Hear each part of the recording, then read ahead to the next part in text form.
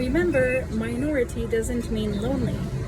It can be hard being in the minority for any reason, political, ethnic, or religious, but remember that even though you're not the majority, that does not mean you are alone. Think about it this way. If all the minorities got together, we would likely rival the majority. Take solace in that fact and remember that if you're feeling alone, someone else is probably feeling the same. Perhaps you can help each other out so that neither of you have to be sad in your perceived solitude. Have faith. When it comes to surviving and thriving, being yourself is the only thing to hold on to. If your beliefs come under siege, having faith is mandatory. People can try to threaten your beliefs through hurtful words, vandalism, or just general meanness. I wish I could say that never happens, but it does. However, no one can take away your beliefs or your sense of self-worth. End of story. Staying true to your roots. Ranisha Williams, Ripon College. The instant I set foot on campus, my first day in college, I could hardly believe that I had gotten myself into. I was truly in the minority, an African-American female on a predominantly white campus. I knew that this would be outside my comfort zone, but my desire to learn encouraged me to conquer any fears that I had about going. I simply wanted a good education. Certainly, I have come across racial stereotypes along the way. However, what I found is that those generalizations are based in ignorance rather than hate. Instead of getting upset when people have questioned my abilities or counted me out, I have worked harder to prove myself. This means that I always have to be on my toes, but the funny thing is, I have been doing that my whole life. So here I am, and I'm not backing down. Instead of accepting how things currently are, I am constantly searching for ways to alleviate racial tension and discrepancies. And because of this, I feel powerful. If you're in a familiar situation, it's completely normal to feel that people may not quite understand where you're coming from at times. But if you stay true to yourself, work hard, and make an effort to educate others about where you come from and how you see things, you are taking the best steps forward in getting a great education while helping educate the world. And just remember, if it's important to you, don't lose sight of your identity. Hang on to your values, your tradition, and the connection that have to your religion and heritage. Example, Roman Catholicism, atheism, monogamy. Create your own community, whether that means joining an existing one or starting from scratch. You, put an end to homesickness. I fear change, and college is a big change. So it was no surprise that I spent the majority of my summer before college freaking out about the thought of being in a new place without my friends, without my boyfriend, without my family. As if preparing for a coming storm, I went around buying everything that I could think of to start a home. Emergency kit, a stash of items that would remind me of home when I was stuck in a tiny dorm room. Why wouldn't I? In my mind, the dorm was that weird place that conjured up images of Girls Gone Wild meets summer camp. I even went so far as to ask my mother to get custom-made bedding inspired by my bedding at home. Sadly, she declined. So to cope, I instead bought dorm accessories with the same purple and gold color scheme as my childhood bedroom. Well, despite all my numerous breakdowns in the Target store, my first week of college was fine. I think I even had fun during first week's orientation. The wonderful thing about orientation is that they keep you busy with so many activities that you forget to be homesick. And most of these activities are the special kind of lame that you have instantly bonding with members of your orientation group just to survive. Voila! Instant friendships. After the first week. But the real challenge during your transition to college is after orientation, your first unstructured weekend. I almost couldn't handle it. Who was I supposed to hang out with? These people weren't really my friends. I'd known them for only 5 days. And communal bathrooms? I was so over it the first time some random guy caught me shaving my legs in the sink. I just wanted to go home and see my best friend, watch a movie with my boyfriend, and pee in the privacy of my own bathroom. Between you and me, I almost did. I was about 5 minutes away from booking a train ticket home for the first weekend when I gave myself a pause. I realized that if I went running for the comforts of suburbia, every time things became uncomfortable, I'd spend my college experience in a friendless black hole with nothing but my books to keep me company. So, against my instincts to cut and run, I decided to stay. Looking back, that decision was the best one I have made over the course of my 4 years at school. In fact, I met some of the girls who would become my best friends at school that weekend. Renee and I were both terminally bored at a tropically themed Alpha Epsilon Pi frat party. Read, warm jungle juice and underdeveloped shirtless frat boys. We both decided to leave the party in exchange for a band live show elsewhere on campus. That was one of the best nights of my college career. After that, Renee and I started going out to events that interested us rather than the ones that felt collegey, and eventually found a lot of people were interested doing the same. Once I started finding things I liked to do and inviting people, I made friends. Once I started making more friends and building a life by taking risks and going out with new people, the homesickness went away.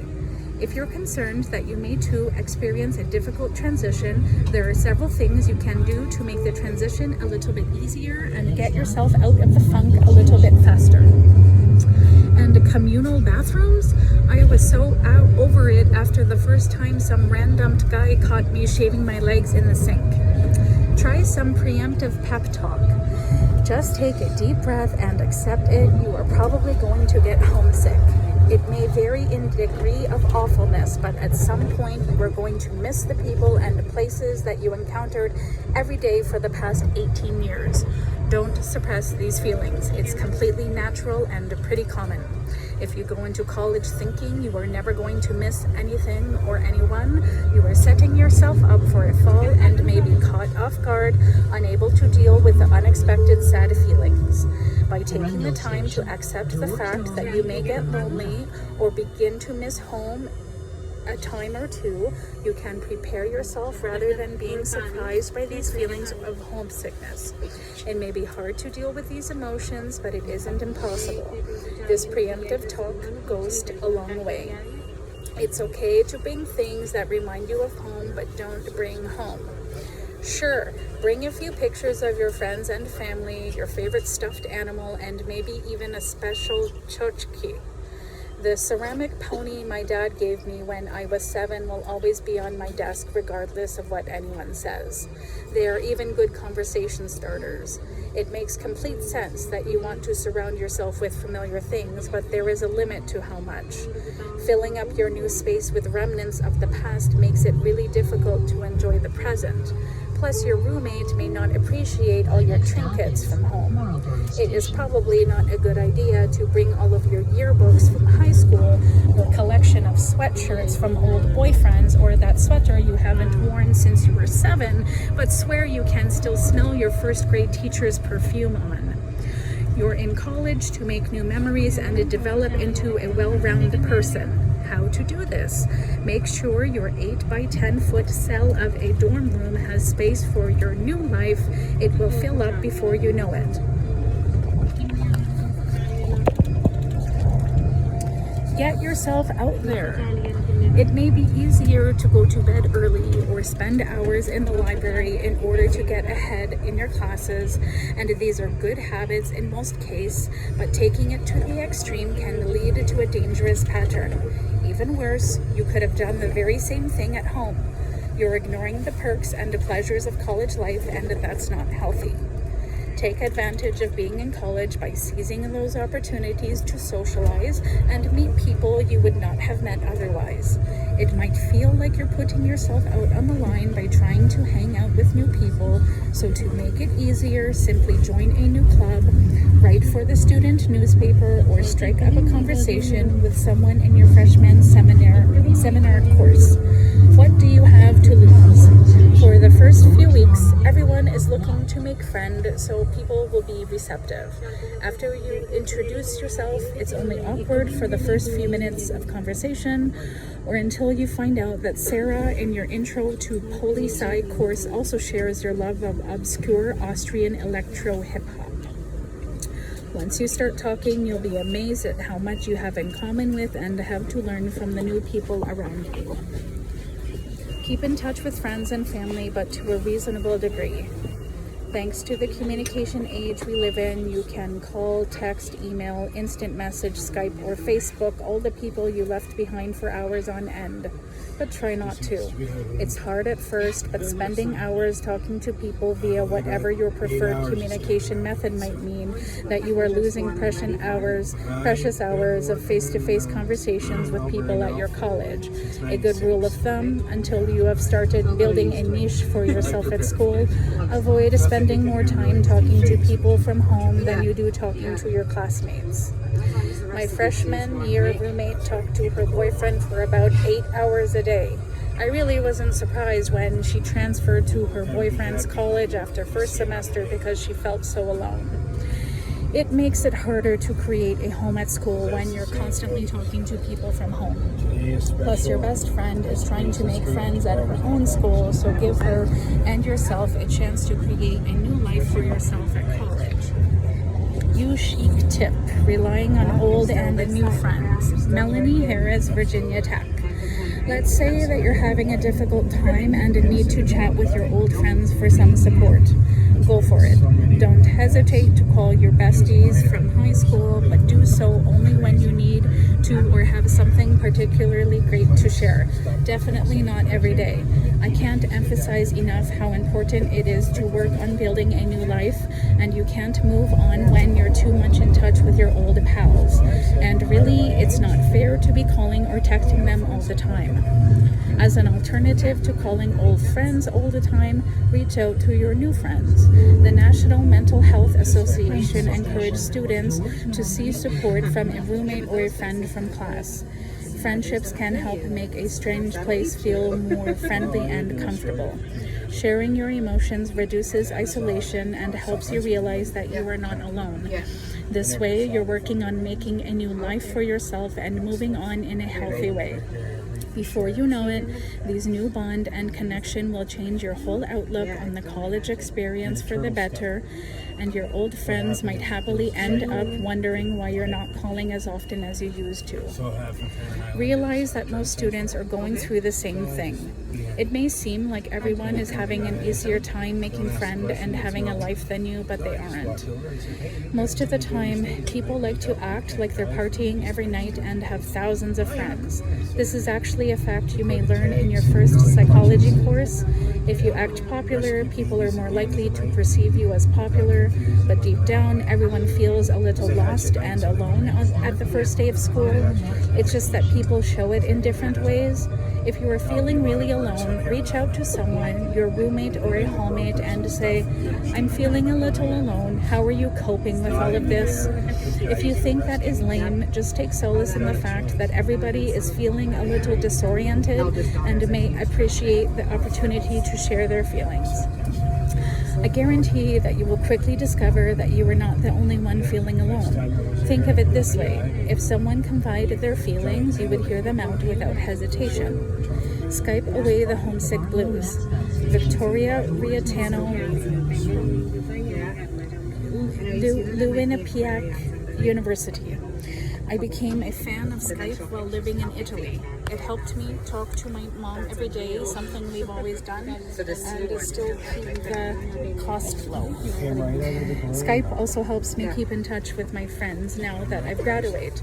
We all moved around the East Coast for jobs and family obligations, and it's hard to travel to see one another on a weekly basis. Our solution, we Skype. It's the same as quote-unquote seeing the other person, and if you schedule it at lunch or dinner, it's like you're having a meal together. Train your parents, boyfriend, and friends on how to use it, and you'll never have to worry about being homesick. Get some structure. The first week of college feels like a scene out of Camp Nowhere where everyone can run around and do whatever they want whenever they want. That's kind of cool after having your life scheduled down to the minute in high school, but trust me, it takes almost a week, but this kind of freedom does lose its novelty. Don't forget that your goal is to build a life at school, not to become a professional spring breaker. Once you start class, join club, become active, and find people to join you at the dining hall, you'll find that all these things require a schedule, and a structured schedule is your best friend. You'll waste hours wondering what you are going to do and who you are going to do it with if you're not careful, so embrace your fabulously busy life with a fabulous schedule. Stay true to yourself. There are some tempting shortcuts to getting over homesickness, including things like drinking a lot, sleeping with random boys, or joining the chess club, even though it bores you to tears. In short, it is easy to silence who you really are for the sake of having companions. But remember, if you build false relationships now, they won't last, and you'll find yourself lonely again. It may suck to feel alone during the early stage, but it's going to suck more when you find yourself friendless at the end of a second semester because you feigned an interest in being in a sorority. Or conversely, you shunned sororities because a friend had told you to, even though you knew it was right for you. Take the time to build a true friendship that are based on your real interest at the very beginning of school. I promise it will pay off later. You chic tip, care packages go a long way. My mom sent me care package for everything. It has been the one saving grace of my college experience. I went to London to study abroad for a semester, and she sent me packages filled with Oreos and American peanut butter. I was the most popular Yank in my flat. If you are feeling sad, ask your parents for a care package. It's a nice way to be reminded that people out there love you. And offers of your mom's chocolate chunk cookies are great icebreakers for making new friends. Try not to go overboard. For every girl who thinks staying in her room doing nothing is the best way to cure homesickness, there will be another that has to join every club, get every person's number, and knock on everyone's door. Don't be that girl neither. She generally ends up burned out and friendless because she annoys people. It is great to put yourself out there to make a big network of friends and activities, but don't force it to happen right away. Bottom line, it's about the quality, not quantity of friendship.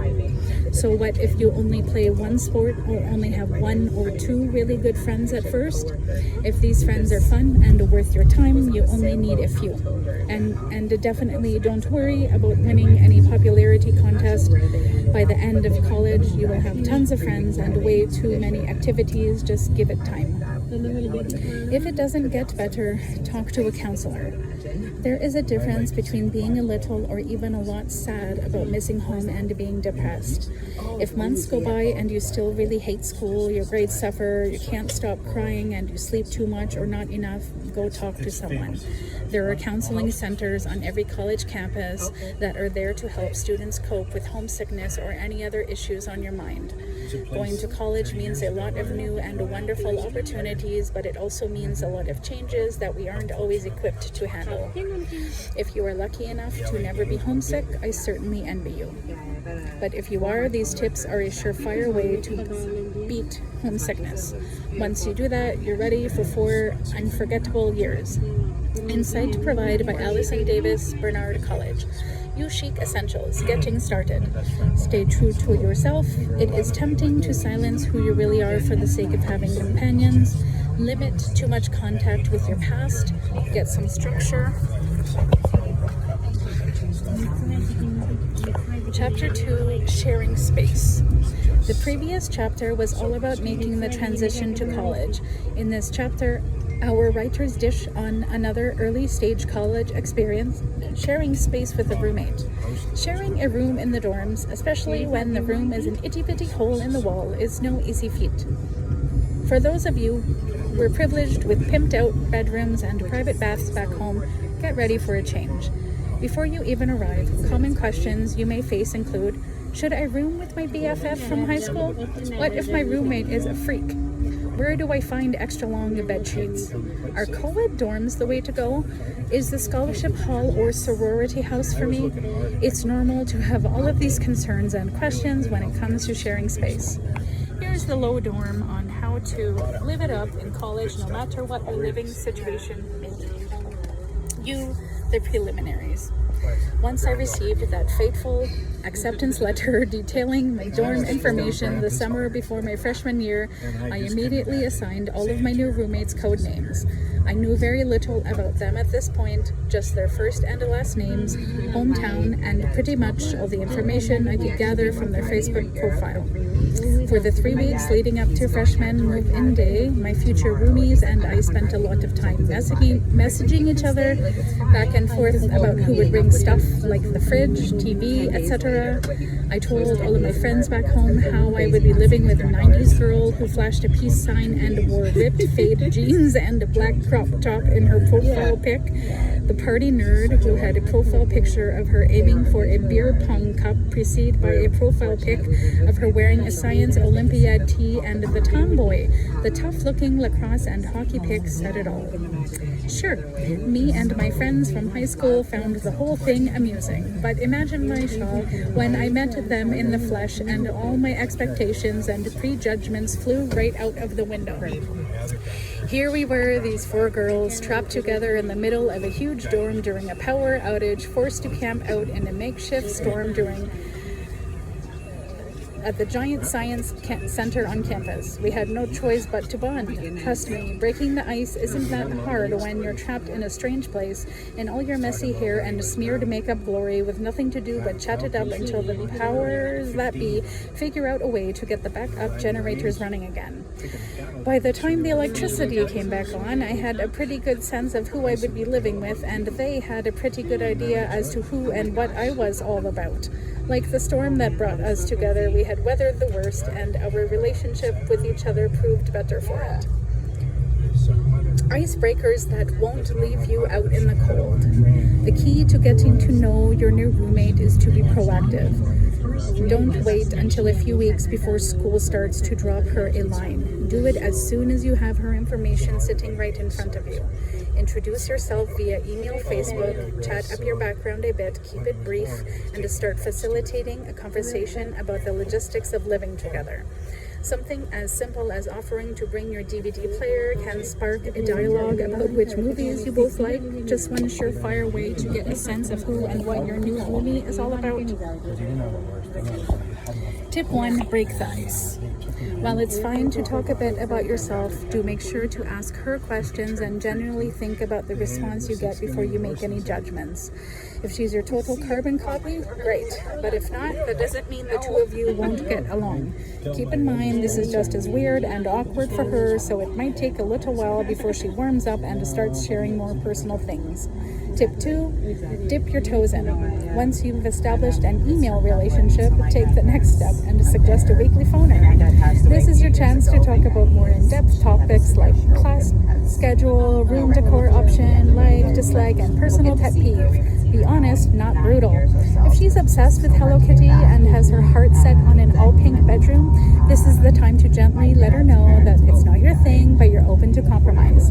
The same thing goes for any obvious personality quirk that may derail your relationship down the road. If she's the ultimate social butterfly and you're a total bookworm, don't be afraid to speak up and let her know you prefer not to have any guests over while you're trying to study. Tip 3, dive in head first. Meeting your new roommate is like going on a first date. First impressions are everything. Before you even hit the dorms, turn off your cell phone, slip on a smile, and vow to give her your full attention. Still nervous? Why not bring something special like a batch of your mom's cookies to share, or a movie or book she's been meaning to buy? In each instance, a simple gift shows you're not only excited about living with her, but also invested in the idea of making it a positive experience. Insights provided by Kylie Thompson, Harvard University.